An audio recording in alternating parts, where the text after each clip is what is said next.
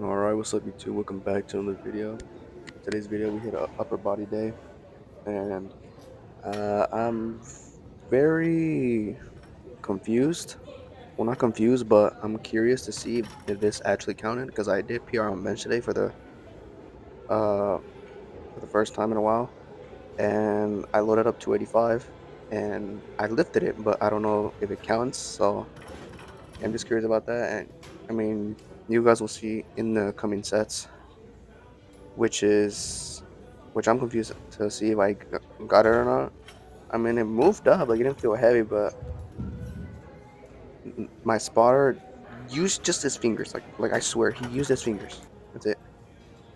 And I just want to know if it counts or not. I mean, to me, I feel like it does.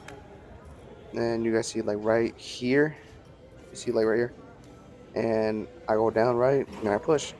Like I swear, like, he only touched his fingers, and I for real did move the weight. It didn't feel heavy at all or whatever. So I mean, you guys just let me know down in the comments. To me, I feel like it counted because I would lift the weight because the weight didn't feel heavy. I was actually pushing it, and I didn't feel struggle in it. So yeah, I mean, you guys let me know down in the comments, and yeah. So we did that, which is pretty amazing.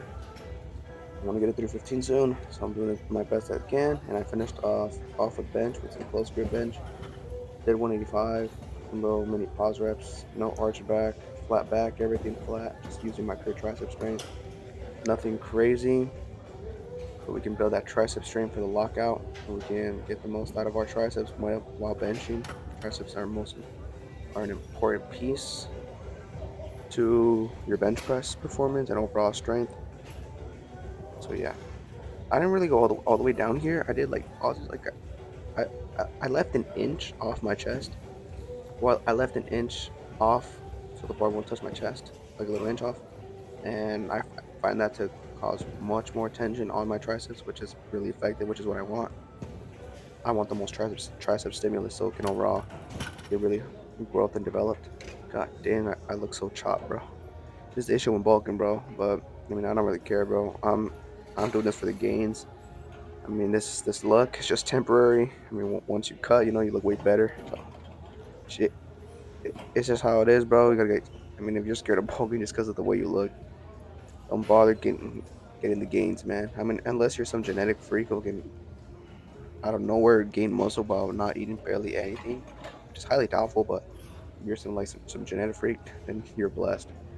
But since you're like me, but if you're like me, like an average dude who just goes, me, I don't consider myself to have the best genetics, but I don't have also the worst genetics.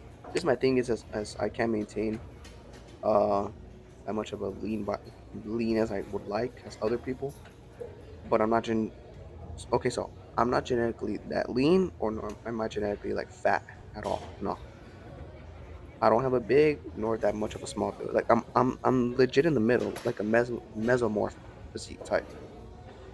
So yeah, we're not so yeah, that's basically what I am. So yeah, I'm not neither fat nor the leanest. I'm like in the middle, which is not that bad. Which is I'm glad I got something like that because it'd be pretty tough to be if you're endomorph, which those tend to be bigger physiques, but overall more fatter, but are really strong people. And ectomorphs tend to be more taller builds, but they're really skinny and harder to put on muscle. The mesomorph, you get a little bit of both. It's just a mixture. You're in the middle. I mean, but whether you have a endomorph physique, where you have this type of physique, doesn't matter. If you put in the hard work, you will have a good physique, bro. Trust me. Whether you're good, bad genetics, anyone can get a good physique unless if you put in the hard work for it. All comes down to how much you put into it. And for accessories, we did peg decks. I didn't really go heavy on these. I just wanted to do more reps and like pump focused on the peg deck today. I believe only the most heaviest I did was probably like 130, and I got the weight. I did a 3 by 20 on these, or 3 by 12 to 20 range for like hypertrophy and pump to build the muscle around.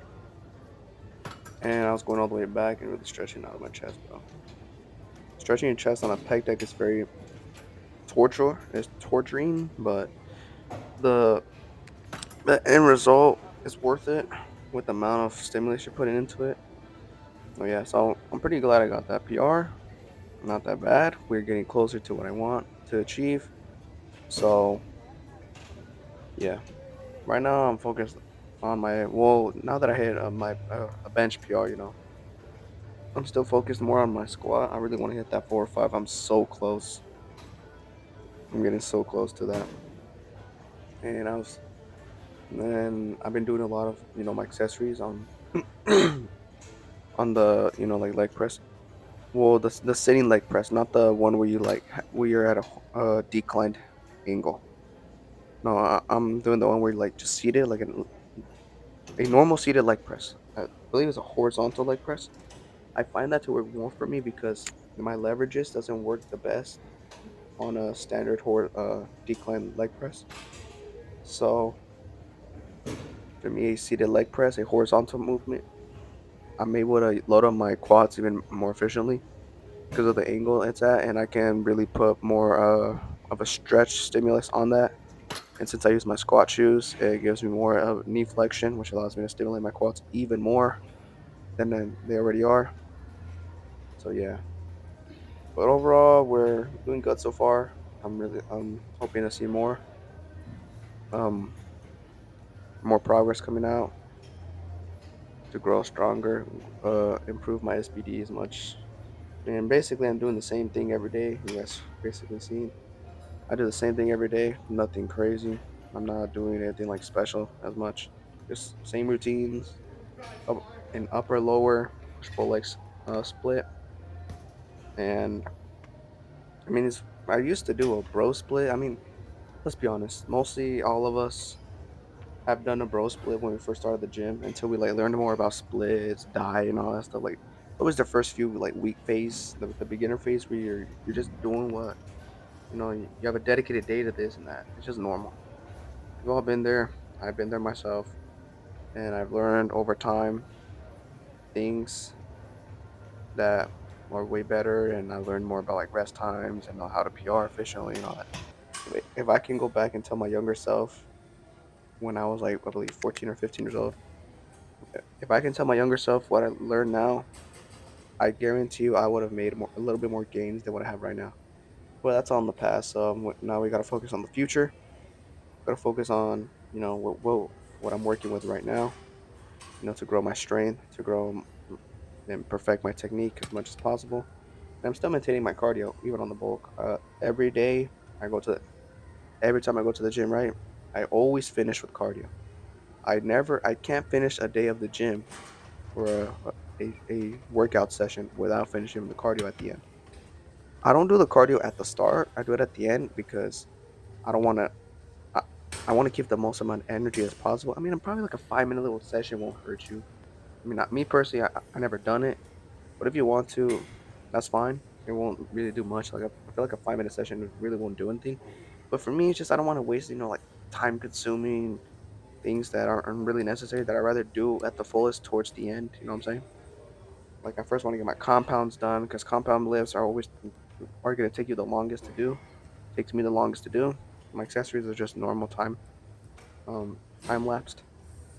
Yeah, so I basically structure my workout sessions as most time efficiently. Like for example, on warm ups, like let's say you're loading up a squat, bench, or deadlift. Like you load up the bar, you rep the bar, you load up a plate, you can rep that. Like you don't need to rest in your warm up sets. You don't need to rest at all. It's a warm up set. It shouldn't tax you whatsoever. So if I'm load up a bench, I just do like let's say 20 reps or 25 reps with the bar, and then I load up a plate. I do that for like 12 reps. I'm not gonna rest between those two, and then I load up 185. Maybe might rest for like 20 30 seconds. Drink some water while i- in the meantime while those 20 30 seconds, and I load it up. And now when I'm in my working sets, I start to rest like 2 minutes and then 3 minutes, depending on how heavy I go. If I'm gonna go for like let's say I'm gonna do a 255 for two, yeah, then I'm gonna have to rest more time. Let's say I'm probably gonna rest for like 5 or 6 minutes. But anything more than that, it'll just cause you to, your body to like cool itself, and then you won't be really ready enough. and just be like cool down, and then you just damn, I don't think I can lift it. I rested too long and just everything. So you always have to mark your rest times, and it's very efficiently to know how much time you're resting. Make sure you're not wasting time and using your rest times efficiently. But I always have the thing where I go do my set when I'm like really ready. Like you gotta feel like really extremely ready, and you're really ready to like grab that weight and just lift it. That's when you know you're ready to start the set. Because if you're just there, talking, let's say you're talking to your friend for like 20 minutes or like, yeah, but then all your energy to get that lift done has disappeared. So use your time wisely, and it'll help you in the long run. Trust me. That's what not, and also an error is not resting enough. So resting too much is not good, and so is rest not resting as much. You got to be in the middle. So that's what I used to do back then when I was younger. I do my sets, and I rest for like what 20, 30 seconds, and I just hop into the other set. And it caused me so much fatigue, and my retarded ass didn't know back then that that was costing me some gains that I could have had grown. But like I said, we all make mistakes. We learn from our mistakes. We grow from our mistakes. We achieve better with from mistakes. Just like when I first hit that 315 when I was 15 years old. I struggled a lot. I got through it. Never backed down. I was like, no, I'm not gonna be a little bit about this. So I'm gonna lift it. I'm working consistently, and as long as you're look, it's simple. If you number one are consistent. Number two, dedicate your diet normally. Just have your like download a free calorie app. It's if you know how to manage your time efficiently with diet, it seriously will not cost you time at all. Like, cause since me, I legit just eat the same thing every day. Like in the morning, I have my simple bulk shake because I have things to do and everything else. And I use foods that are appropriate and are efficiently beneficial. Like for example, in my bulking shake, it has a lot of protein, a lot of carbs, and a good amount of fats, and it keeps me full for a good few hours. I eat like 4 meals a day. That's what personally works for me. I'm not a big eater. If I eat more, I feel horrible, feel bloated, feel like I want to vomit. So yeah. And then I would have my biggest meal is my dinner, which is my rice and beef or rice and chicken. It's legit the same thing every day. And then for a drink, like even with like drinks, drink like fruits and stuff. Like I drink a berry blend. Like if you go to Costco and you go to like the berries or like frozen fruit section, there's a bag of berries. It's called a berry blend. Comes with raspberries, blueberries, and blue raspberries, I believe. And it costs like $5. And it comes with heavy good amount of fruit.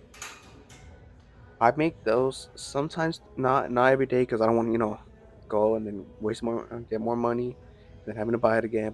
No, I use it efficiently, like when you need it. On your higher days where you require more energy, like for me on leg days, I require more energy to do because it's more taxing movements. I drink some berry juice with my my biggest meal, which is obviously my rice and beef, which is my heavy carb meal to prepare for before the gym, or so you don't feel hungry. You could on your on my biggest so I don't feel hungry on my biggest meal. I just drink water, and then I wait like in because I normally eat between like 3 to 4 or like 3:30 p.m. and then I usually go work out at like 6. I like an hour before I work out, or even 30 minutes is fine. I drink that shake, that blueberry juice, and then I have enough good amount of natural sugar and good amount of easy carbs from fruit. And then after that, then I take my pre-workout because I let that digest because fruit digests pretty easily and it digests pretty quickly. And then you take your pre-workout. That's a very amazing combo right there for a good amount of energy for that session. But if it's a day that's like bench or deadlift is also another day that I do that, and that causes me to be more seen as. But like on my lighter days, I really don't need to do all that. So yeah, it's just It's just basically how you are fishing with your things. Oh, and also I don't know if it counts, but I hit a PR on weighted pull up. I did a 55 plate for one, I believe. I mean, I know right here the reps look kind of ass. I mean, I was pretty tired from on that PR and all that. You know what I'm saying? I do between a mix of weighted pull ups and some rows. But yeah, here's the 55 plate. See, like right there, I don't know if that counts. I'm pretty sure it does count, but the second one is pretty mid. Oh, the arm pump is insane. Well, yeah, guys, this next set is gonna be the last set of the video. I hope you guys enjoy the video. Stay tuned, put the notice on, subscribe to support me. Does not hurt, takes a few seconds. Like the video, like I said, doesn't take that much. It's a few seconds. Show some support to me. I'm gonna put the notice on. Stay tuned for the next video that I'm gonna post. Like I say, guys, in the next video. Peace out.